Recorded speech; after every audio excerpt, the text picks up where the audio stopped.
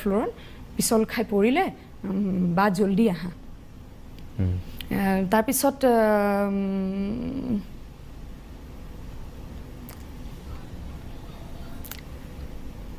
তাৰপিছত মানে মই হঠাৎ পাপাক ফোন কৰিছোঁ যে পাপা এনেকুৱা হৈছে মই আহিছিলোঁ কিন্তু মই এতিয়া ঘৰত সোমাব নোৱাৰোঁ এনেকুৱা ঘটনা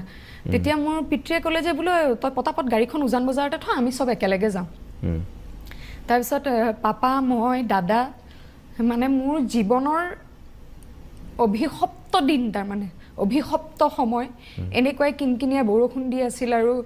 গাড়ী দি আমি গৈ আছোঁ ধামধুম ভগৱানক মাতিছোঁ যাতে একো নহয় তাৰপিছত GNRC হস্পিটেললৈ গৈছোঁ আৰু